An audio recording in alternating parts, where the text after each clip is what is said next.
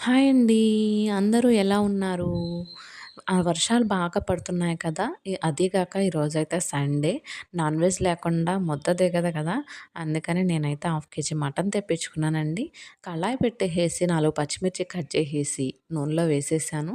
అందులో ఉల్లిపప్పు కూడా వేసేసానండి. ఉల్లిపప్పులో అయితే కొంచెం చిటికెడు సాల్ట్ అయితే వేస్తానండి. ఉల్లిపప్పు త్వరగా వేగుతుంది.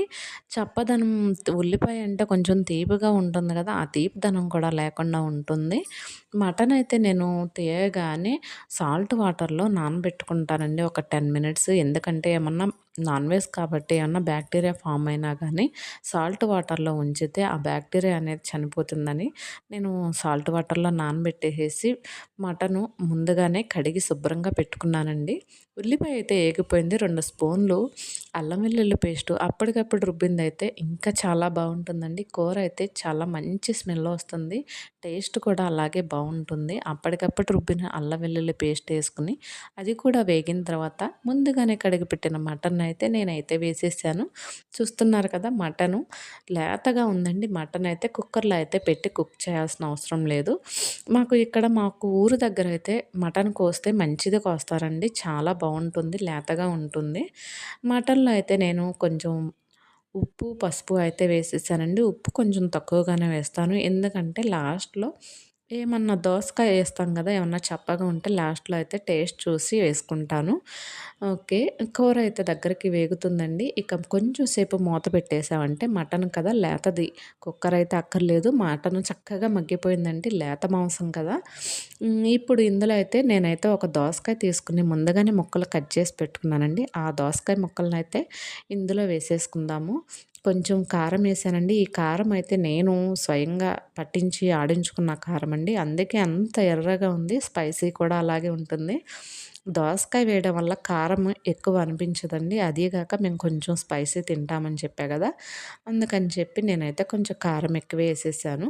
ఆ ముక్కలు కూడా కారం వేసినాక అది కూడా కొంచెం మూత పెట్టి ఉంచుకుంటే ఆ కారం స్మెల్ కూడా పచ్చి వాసన పోతుంది. నేను దోసకాయ ముక్కలైతే వేసేసానండి. చూసారు కదా! ఒక దోసకాయ అయితే తీసుకున్నాను. నేనింకా టమాటా అవి అయితే ఏమేయలేదండి. దోసకాయ పులుపయితే సరిపోతుంది మటన్‌కి. ముక్కలైతే వేసేసి కొంచెం సేపు ఒక 5 నిమిషాలు మూత పెట్టి మగ్గనిద్దాం. ఎందుకంటే దోసకాయ ముక్కలు కూడా త్వరగా మగ్గిపోతాయి. దోసకాయ ముక్కలు కూడా మగ్గిపోయినాక ముక్క ఉడకడానికి తగినంత నీళ్ళైతే పోసుకోవాలండి. మా ఇంట్లో అయితే కొంచెం గ్రేవీ ఎక్కువగానే తింటారండి. అందుకే నేను వాటర్ అయితే కాస్త ఎక్కువగానే ఏసాను. ముక్క మునిగే వరకు వేసుకున్నామంటే ముక్క ఉడకడానికిను, గ్రేవీకి కరెక్ట్‌గా సరిపోతుందండి. అందుకే నేను ముక్క మునిగేంత వరకు వాటర్ పోసుకున్నాను. వాటర్ వేసాక మనం కళాయి మీద మూత పెట్టేసి స్టవ్ మీడియం ఫ్లేమ్‌లో పెట్టి ఒక 5 నిమిషాలు ఉడకనిస్తే కూర అయితే రెడీ అయిపోతుందండి. చూసారు కదా! నా కూర అయితే ప్రిపేర్ అయిపోయింది. లాస్ట్‌లో నేను కొత్తిమీరనైతే గార్నిష్ చేసుకున్నాను. కొత్తిమీర లేకుండా ఏ నాన్ వెజ్ తినలేమండి. అదేంటో కొత్తిమీర లేకపోతే నాన్ వెజ్ అసలు టేస్టే వచ్చినట్టు ఉండదు. నేనైతే ఇంకా వైట్ రైస్ అయితే చేశానండి. వేడి వేడిగా అన్నం వడ్డించుకుని అందులోకి దోసకాయ మటన్ కర్రీ యేసుకొని తింటుంటే ఆహా! ఏమి రుచి అనరామై మరచి అనైతే పాడాలనిపిస్తుంది కదా! చూసారు కదా! నా దోసకాయ మటన్ కర్రీ అయితే చాలా గ్రేవీగా, టేస్టీగా, స్పైసీగా, వేడి వేడిగా ఉందండి. ఈరోజు సండే స్పెషల్ మీరైతే ఏం చేశారో ఒక కామెంట్ అయితే చేసి చెప్పండి.